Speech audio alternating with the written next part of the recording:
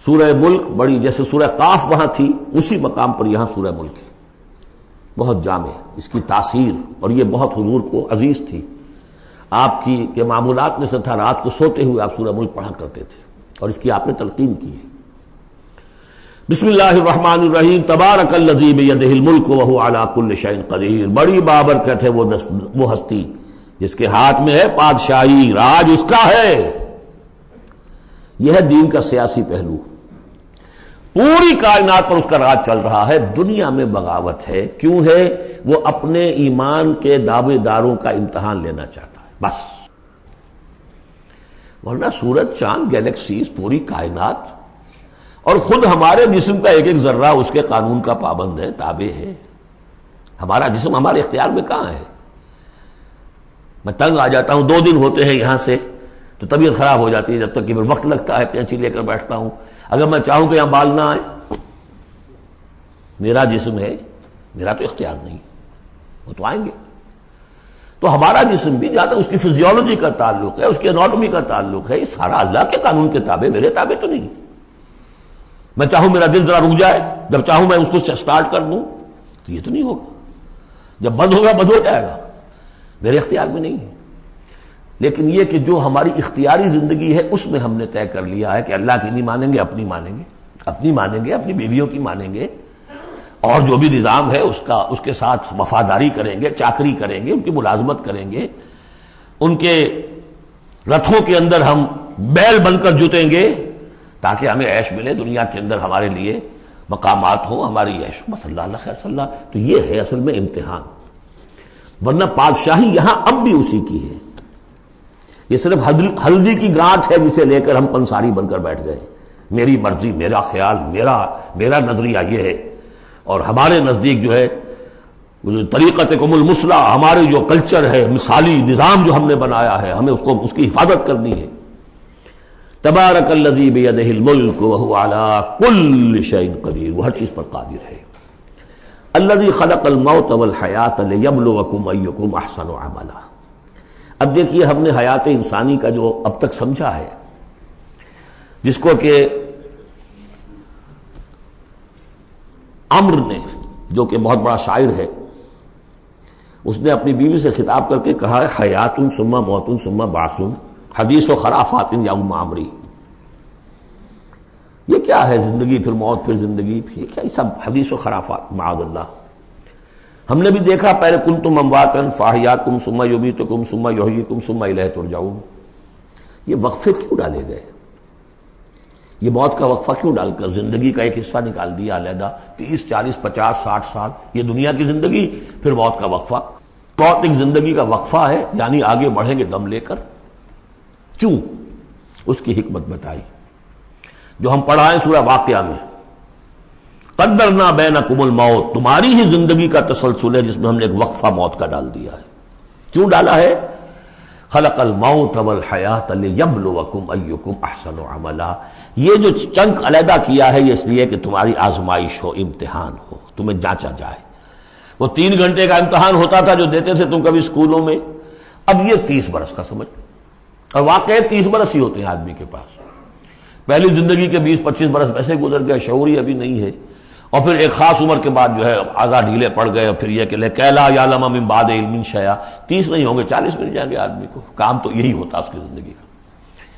لیکن اس لیے ہے لیبلوکم ایکم احسن عملا، تاکہ تمہیں جانچے پرکھے دیکھے تم میں سے کون ہے اچھے عمل کرنے والا۔ اب دیکھیے علامہ اقبال کی جو نظم ہے زندگی کے موضوع پر، واقعہ یہ ہے کہ بہت چوٹی کی چیز ہے، بہت عمدہ چیز ہے۔ تو اسے پیمانہ امروز فردا سے نہ ناپ، جاویداں پہم دواں ہر دم جواں ہے زندگی۔ قلزم ہستی سے تو ابھرا ہے مانند حباب، جیسے سمندر میں ایک بلبلا سا ہوتا ہے، کتنی زندگی ہوتی ہے بلبلے کی۔ قلزم ہستی سے تو ابھرا ہے مانند حباب، اس زیاں خانے میں تیرا امتحان ہے زندگی۔ خلق الموت والحیات لیبلوکم ایکم احسن عملا۔ ہے کبھی جاں اور کبھی تسلیم جاں ہے زندگی، کبھی زندگی جان سے مترادف ہے، عبارت ہے، کبھی جان دینا اصل زندگی ہے۔ ولا تقولوا لمن يقتل في سبيل الله اموات بل احیاء ولكن لا تشعرون. ہے کبھی جان اور کبھی تسلیم جان ہے زندگی. اصل زندگی جو ہے وہ جان دے دینے سے حاصل ہوگی. الذي خلق سبع سماوات طباقا، وہ اللہ جس نے بنائے 7 آسمان ایک دوسرے کے اوپر. آیات متشابہات میں سے ما تری فی خلق الرحمن من تفاوت، تم نہیں دیکھ پاؤ گے اللہ کی تخلیق میں کہیں کوئی فرق. اتنا محکم نظام ہے، اتنا محکم نظام. کیا کسی سائنسدان نے آج تک یہ بھی کہا کہ تخلیق میں یہاں نقص ہے؟ کسی نے کہا؟ زوالوجی کی فیلڈ میں یا باٹنی کی فیلڈ میں یا کسی اور فیلڈ میں، جیولوجی کی فیلڈ میں، ایسٹرونومی کی، کسی نے کہا ہے؟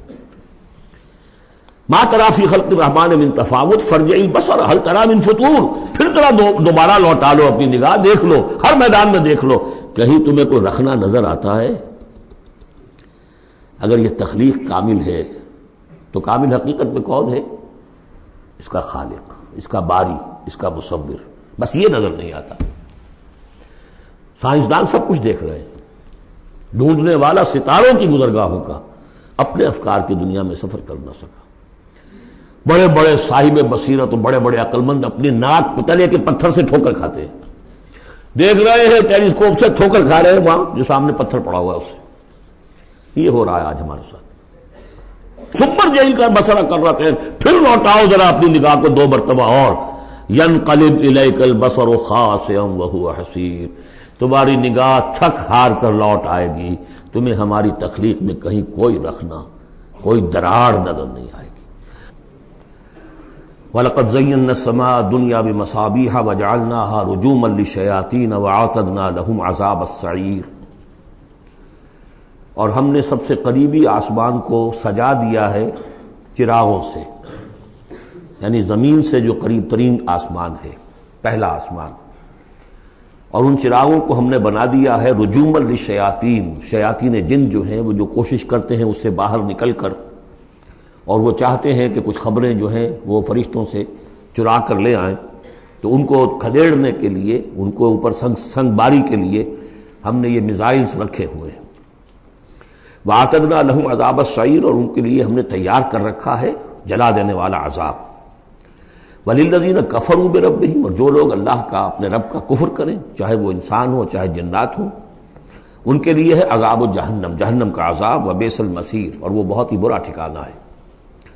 اذا القوا فیہا سمعوا لہا شہیقا وہی تفور، جب وہ اس میں جھونکے جائیں گے تو سنیں گے کہ وہ دھاڑ رہی ہوگی، اچھل کود رہی ہوگی، اس کا جوش و خروش ہوگا.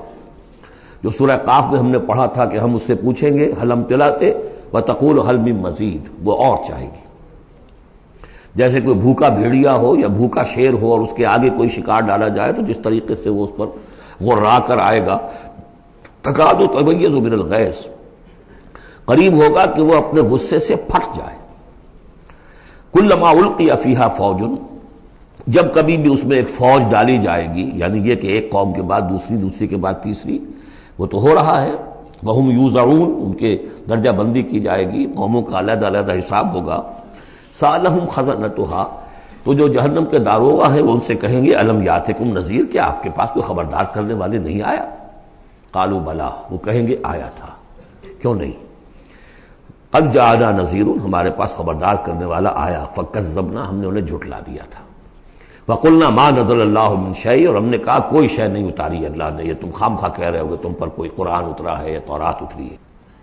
ان انتم الا فی ضلال کبیر، ہم نے اس سے بھی بڑھ کر کہا کہ تم تو خود کسی گمراہی میں ہو، کھلی گمراہی میں مبتلا ہو گئے ہو، تمہیں کوئی آسیب آ گیا ہے یا کچھ اور ہو گیا ہے.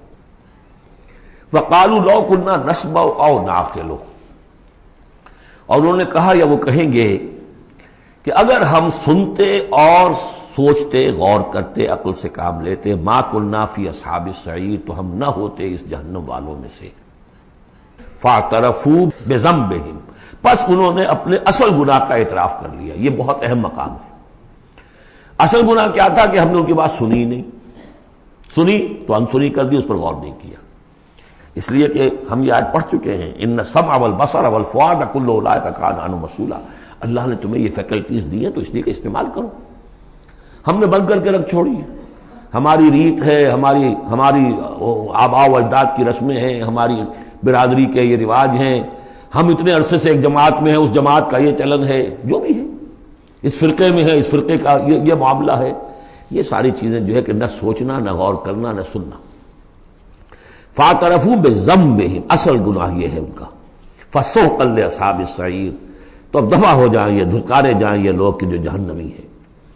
اس کے برعکس ان الذین یخشون ربہم بالغیب، وہ لوگ کہ جو اپنے رب سے ڈرتے رہے غیب میں، لہم مغفرۃ واجر کبیر، ان کے لیے مغفرت بھی ہے اور بہت بڑا اجر بھی ہے۔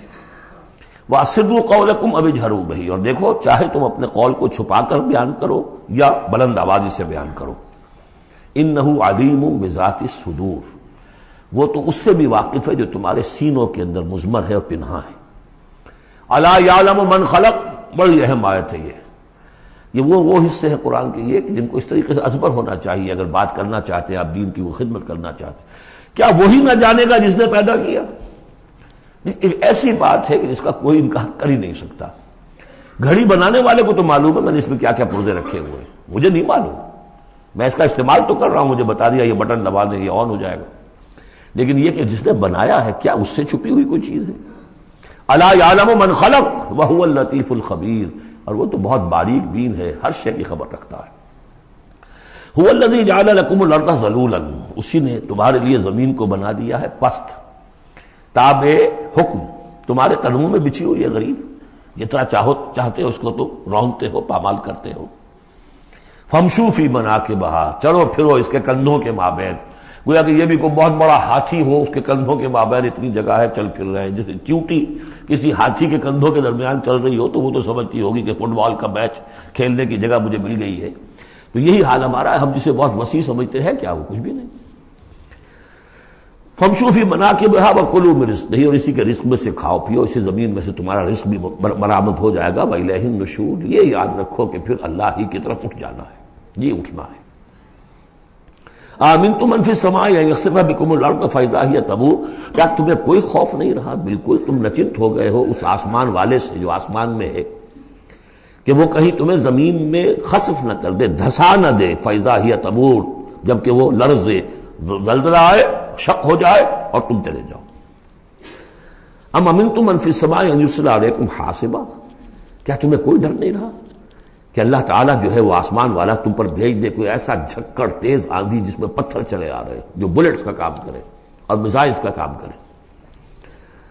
فَسَتَعْلَمُونَ كَيْفَ النَّذِيرُ، پھر تمہیں معلوم ہو جائے گا کہ میرا خبردار کرنا کیسا تھا، کیا اس کا نتیجہ تھا۔ وَلَقَدْ كَذَّبَ الَّذِينَ مِن قَبْلِهِمْ، اور یقیناً جو ان سے پہلے تھے انہوں نے بھی جھٹلایا تھا۔ فَكَيْفَ كَانَ النَّكِيرُ، تو کیسا ہوا میرا ان کو پکڑنا اور میرا عذاب۔ اَوَلَمْ يَرَوْا إِلَى الطَّيْرِ فَوْقَهُمْ، کیا یہ دیکھتے نہیں پرندوں کو جو ان کے اوپر ہے؟ صافات ویقبضن، کبھی انہوں نے اپنے پر پھیلائے ہوتے ہیں، کبھی ان کو سکیڑ لیتے ہیں۔ ما یمسکہن الا الرحمن، نہیں روکے ہوئے انہیں اس فضا کے اندر مگر رحمان۔ انہ بکل شیء بصیر، یقیناً وہ ہر چیز کو دیکھ رہا ہے۔ یعنی جو قانون طبیعی ہے جس کے تحت وہ چل رہا ہے وہ تو اللہ کا بنایا ہوا ہے۔ امن ھذا الذی هو جند لکم ینصرکم من دون الرحمن، بھلا وہ کون ہے جو تمہارا لشکر بن جائے اور تمہاری مدد کرے رحمان کے مقابلے میں؟ ان الکافرون الا فی غرور، نہیں ہے یہ کافر مگر دھوکے میں آ گئے، بہکاوے میں آ گئے۔ امن ھذا الذی یرزقکم من امسک رزقا، پھر بھلا کون ہے وہ جو تمہیں رزق دے سکے اگر اللہ اپنے رزق کے خزانوں کو روک لے؟ بل لجوا فی عتو و نفور، نہیں یہ لوگ اپنی شرارت میں اور نفرت میں بہت آگے بڑھ گئے۔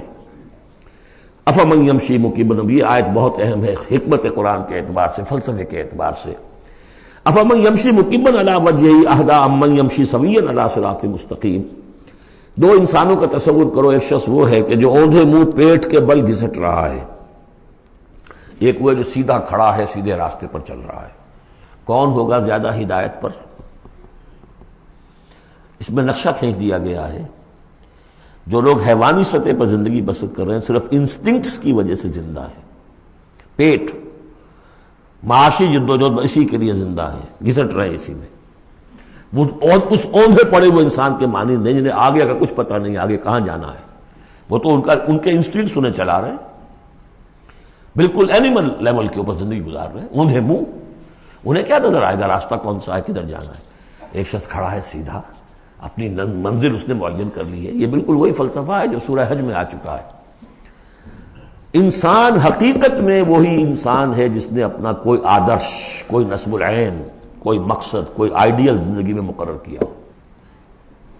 جو شخص بغیر کسی نصب العین کی زندگی گزار رہا ہے، ہی از این اینیمل۔ اولئک کالانعام بل ھم اضل، حیوانات جو ہیں یہ چوپائے، ان کی زندگی کا کوئی مقصد نہیں ہے۔ وہ تو اللہ نے ہمارے کام کے لیے پیدا کر دی، آپ لوگ کاٹوں گوشت کھائیں اور ان کی چمڑوں سے جوتیاں بنائیں اور جی رہے ہیں وہ خالص انسٹنکٹس کے اوپر، ان کی جبلتیں ہیں، صرف جبلت کے تحت ہیں۔ انسان صرف حیوان نہیں ہے، اس میں کچھ اور ہے، اور اس کے لیے کوئی آئیڈیل۔ ضعف الطالب والمطلوب، جتنا اونچا آئیڈیل ہوگا اتنا ہی اونچا انسان جائے گا، لیکن جس کا کوئی سرے سے آئیڈیل نہیں وہ نرا حیوان ہے۔ آخر چوپائے بھی تو اسی طرح چلتے ہیں نا۔ افمن یمشی مکبا علی وجہہ اہدی امن یمشی سویا علی صراط مستقیم، سیدھا راستہ اور اس کی منزل معین ہے، مجھے ادھر جانا ہے۔ دنیا میں ہماری منزل اقامت دین، حقیقت میں زندگی کی منزل آخرت، رضا الہی کا حصول۔ قل هو الذی انشأکم وجعل لکم السمع والابصار والافئدہ، کہہ دیجئے وہی ہے جس نے تمہیں انشاء اٹھانا، تمہیں بنایا، بڑھایا، وجعل لکم السمع والابصار والافئدہ، تمہیں کان دیے، آنکھیں دی اور دل دیے یا عقل دی۔ عام طور پر قرآن میں سمع پہلے کیوں آتا ہے اور بصار بعد میں کیوں آتا ہے؟ انسانی علم کا جب آپ جائزہ لیں گے تو اس میں پہلا حصہ ہوتا ہے جو پہلی نسلوں نے علم حاصل کیا ہوا ہے، اس کو آپ اخذ کرتے ہیں اپنی سماعت سے۔ آپ سنتے ہیں، کلاس میں لیکچر ہو رہا ہے، پروفیسر لیکچر دے رہا ہے، جو کچھ ہوا ہے پہلے وہ آپ نے پچھلی نسلوں کا جو بھی ذخیرہ معلومات ہے وہ جمع کیا، اب آپ نے آبزرو کیا، کچھ اور معلومات حاصل کی، کچھ نئی حقیقتیں آپ پر منکشف ہوئیں اور پھر آپ نے اس کو جوڑا، ایک قدم آگے گئے۔ ان السمع والبصر والفؤاد کل اولئک کان عنہ مسئولا قلیلا ما تشکرون، بہت کم ہی شکر ہے جو تم کرتے ہو۔ قل هو الذی ذرأکم فی الارض والیہ تحشرون، کہہ دیجئے اسی نے تمہیں پھیلا دیا ہے زمین میں اور اسی کی طرف تم اکٹھے کر دیے جاؤ گے، جمع کر دیے جاؤ گے۔ وَيَقُولُونَ مَتَىٰ هَٰذَا الْوَعْدُ إِن كُنتُمْ صَادِقِينَ، وہ کہتے کب ہوگا یہ وعدہ، کب پورا ہوگا، اگر تم سچے ہو تو بتاؤ۔ قُلْ إِنَّمَا الْعِلْمُ عِندَ اللَّهِ، کہہ دیجئے کہ اس کا علم اللہ کے پاس ہے۔ آخرت کب آئے گی؟ وَاللَّهُ عِندَهُ عِلْمُ السَّاعَةِ، اللہ ہی کے پاس اس کا علم ہے۔ وَإِنَّمَا أَنَا نَذِيرٌ مُّبِينٌ، اور میں تو بس صرف ایک واضح اور صاف صاف ڈرا دینے والا ہوں، اس کے سوا میری ذمہ داری کوئی نہیں۔ فَلَمَّا رَأَوْهُ زُلْفَةً، پھر جب وہ دیکھیں گے اس کو قریب آ گئی، سیئت وجوہ الذین کفروا، تو ان کے چہروں کے حلیے بگڑ جائیں گے، برے ہو جائیں گے ان کے چہرے، ان کافروں کے۔ وقیل ھذا الذی کنتم بہ تدعون، اور کہا جائے گا یہ ہے وہ جس کو تم مطالبہ کرتے تھے کہ لاؤ اور لے آؤ جلدی سے۔ قل ارأیتم ان اہلکنی اللہ ومن معی او رحمنا فمن یجیر الکافرین من عذاب الیم، اے نبی ان سے کہیے دیکھو اگر مجھے میرا اللہ ہلاک کر دے یا اور جو میرے ساتھ ہیں ان سب کو بھی ہلاک کر دے، یا اللہ تعالی ہم پر رحم فرمائے، سوال یہ ہے کہ تمہیں کون بچائے گا، کافروں کو کون بچائے گا عذاب علیم سے؟ ہمارا جو بھی ہو ہم ناکام رہ جائیں، تمہارے نزدیک ناکام ہو گئے، ہمارے نزدیک تو کوئی ناکامی ہے ہی نہیں۔ هل تربصون بنا الا احدى الحسنيين، دو اعلیٰ صورتیں ہیں، ان میں سے تیسری کوئی صورت ہے ہی نہیں۔ یا ہمارا رب ہمیں سب کو جام شہادت نوش کروا دے، کامیابی سب سے بڑی کامیابی تو یہی ہے، اور کامیاب ہو کر اگر واپس آ گئے تو تم بھی کہو گے کہ کامیاب ہو۔ لیکن تم سوچو کہ کافروں کو کون بچائے گا دردناک عذاب سے؟ قل هو الرحمن آمنا به، کہہ دیجئے وہ رحمان ہے، اس پر ہم تو ایمان لا چکے ہیں، وعلیہ توکلنا، اور اسی پر ہمارا توکل۔ نوٹ کر لیجیے یہ صورتیں جو ہے بالکل ابتدائی زمانے کی صورتیں ہیں۔ ابھی سمجھیے کہ یہ ابتدائی رد و قضا ہے، جس کی آخری شکلیں وہ ہیں جو سورہ انعام اور سورہ اعراف اور سورہ یونس اور سورہ ہود میں ہم دیکھا ہے۔ فَسَتَعْلَمُونَ مَنْ هُوَ فِي ضَلَالٍ مُّبِينٍ، تو عنقریب تمہیں معلوم ہو جائے گا کہ کھلی گمراہی میں کون تھا، ہم تھے یا تم تھے۔ قُلْ أَرَأَيْتُمْ إِنْ أَصْبَحَ مَاؤُكُمْ غَوْرًا، ذرا ایک بات پر اور غور کرو، اگر تمہارا یہ پانی جو زمین کا ہے وہ نیچے اتر جائے، کبھی کبھی ایک دم بہت جو ہے ایک الارم ہو جاتا ہے کہ پانی کی سطح نیچے جا رہی ہے، بارشیں کم ہوئی ہیں، پانی کی سطح نیچے جا رہی ہے، کہاں سے لائیں گے پانی؟ وہ تو پھر بھی ابھی ایک حد تک ہی نیچے جاتی ہے، یہ پانی اور نیچے چلا جائے. فمن یاتیکم من ماء معین، کون ہے وہ جو لائے گا تمہارے پاس وہ پانی صاف نتھرا ہوا پانی.